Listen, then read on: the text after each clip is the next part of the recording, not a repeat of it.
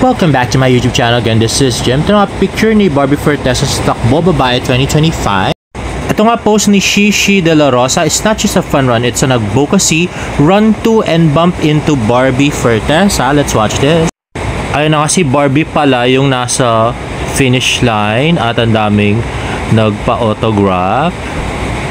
At grabe yung kanta, pang incognito pala to. Grabe. Sorry guys, nanonood kasi kami ng incognito. Grabe. At next ay post ng Save the Children PH. Girls just wanna have fun for a cause. Let's watch this. Ayun na nga si Miss Barbie Forteza for Save the Children. At yan, start. Ayun, napaka-pretty si Miss Barbie Forteza. Ay wow.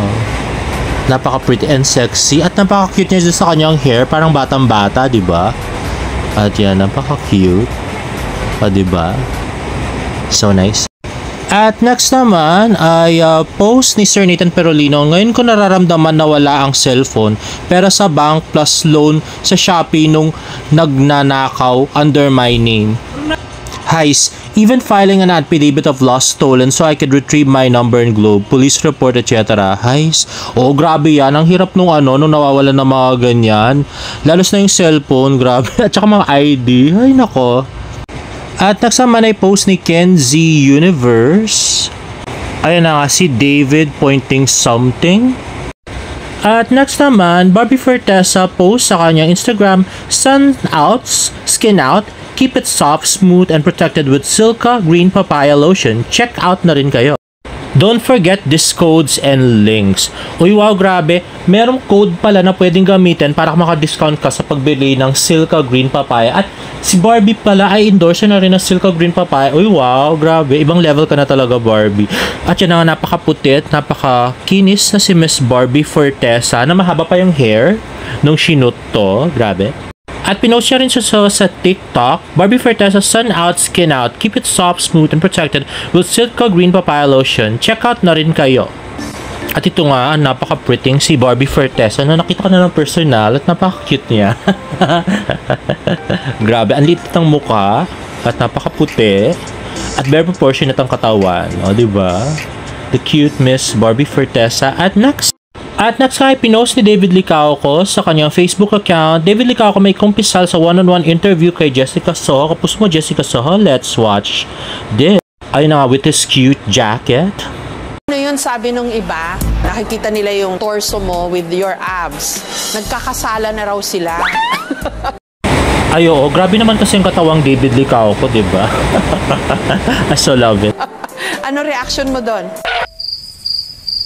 Wala. Ayun na nga, wala namang reaction si David Licauco, so...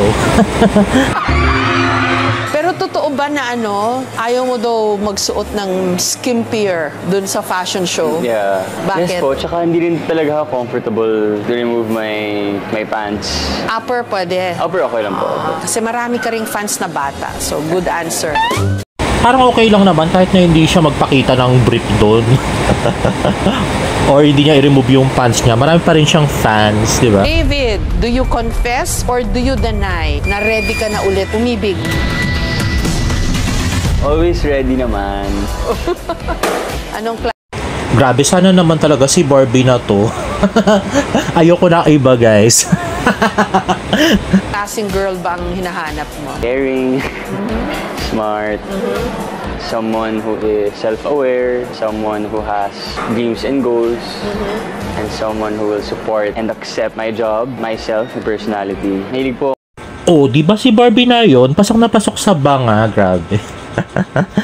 So bagay. Ako sa chinita na hindi masyado chinita. You know, chinitang hindi masyadong chinita. At tingnan nyo yung tuhod. Parang wala siyang tuhod. Parang diretsyo na. Super puti. Grabe. Walang lines yung tuhod. Confess or do you deny na ikaw ang dahilan kung bakit nag-break si Barbie at saka si Jack? Sige. Ito yung confess, di ba? Joke lang. Deny. Wala. Hindi naman talaga siya yung dahilan ng breakup. Sa pagkakaalam ko, si Aba pa din. Saan hindi ako nagkakamali? Kinalaman dun sa kanilang breakup. Kahit ang tibay ng love team niya ni Barbie. Wala po. We never texted before ni Barbie nung sila ni Jack. Never kaming nag-usap ng anything personal. Anong Dapat naman kasi may kisend din si David nung mga time na yun, di ba? relationship status niyo ni Barbie? We're really good friends po. Talaga? Kasi patok na patok yung love team. Ay, sayang, hindi ginawa yung interview after nung premiere night. Di sana mas maganda yung mga tanong ni Jessica, no? Kung bakit nag-kiss si Barbie, kung yung mga kapamilya, bakit kilala si Barbie. Team nyo di ba? Yeah. Palagay mo bakit? Kasi magaling si Barbie acting. We're just really blessed to be given this nice of a project. It's also good na medyo nonchalant po kasi ako. Hindi ako yung hindi ako expressive na tao. Si Barbie naman medyo very expressive on the other hand. So, baka gusto ng mga tao yung ganun dynamic.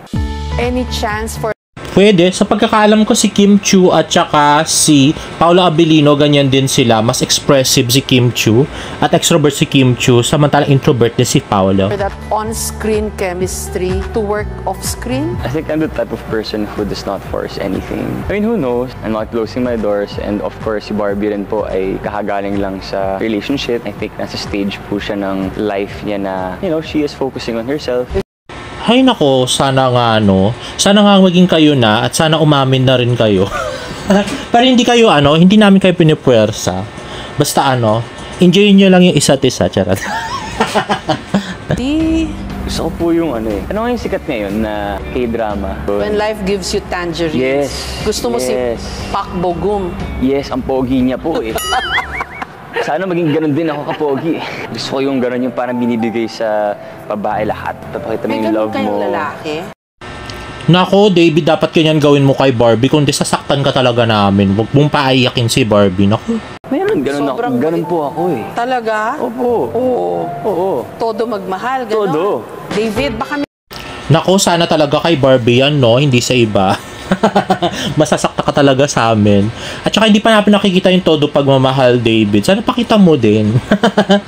At next nga ay post ni David. So mukhang sumakay siya ng airplane. At hindi ko natin alam kung saan naiya nga ito, guys. At yun na nga yung next post ni David sa kanyang Instagram story. Ayan nga. Beach na. Grabe, saan kaya yan? At kailan niya kaya isasama si Barbie? Grabe. Gusto ko makita magkakasama sila.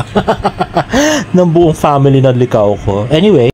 At yun na nga, merong cryptic post si Present Progressive. Sabi niya, sa kabilang ibayo dumiretso, nagulo ang arrangement. A, you're adorable. B, you're so beautiful. Hala? San kaya to? Grabe. Naku, wag yung sabihin sa buhol yan ha. Suki ng buhol ang Jack B. Makakita nila si Barbie doon, iba na yung kasama. Sa interview ni David kay Lars Santiago, Boracay daw. At next naman ay pinost ni Barbie sa kanyang Instagram, soft mornings and radiant skin, just how we like it. Grabe, napaka-pretty. Kaya mas gusto ko talaga si Barbie pag mahaba at saka nakaluga yung hair, gaya na sabi ni David, no? Napaka-pretty niya talaga at napaka-perfect niya, diba? The pretty Barbie Fortesa na lumaklak na 9 yung basic sa kama. Grabe. Naging sobra puti. At so pretty. Kahit sa personal, guys. At yan na nga. At ito may video. Kaya lang walang audio, guys. Sayang. Yan na nga. The Miss Barbie Fortesa. At ayan. With 9 yung basic. At next naman. Tweet ni BBMO, ay sus no comment, halos sa sabay daw nag-post si Barbie tsaka si David. O hindi may 15 minutes difference kaya diba? 1 hour, 45 minutes. Yun pa lang post ni Barbie na takbo babae sa UP Diliman ay nilike ni Jameson Blake at saka ni Ate Ilan at ni Alden Richards. Uy, grabe. In all fairness kay Ate Ilan, very supportive kay Barbie. No? Sana si David din, no? Unhide niya na yung likes niya. At next naman ay nirepost ni Ilan Licauco. This is from that guy Simon. Ayan, si Cousins. Ayun nga kasama si David. Pero nagtataka ako, ba't nandito si Jean? Alam ko nasa Australia yun, no? So baka umuwi para sa birthday ng Lola. And lastly nga, ay nanood nga ng J-Hope concert si James Licauco at saka si Ate Ilan. And there you have it, guys. If you like this video, please give it a thumbs up and please subscribe to my YouTube channel for more about the updates. See you on my next vlog. Bye!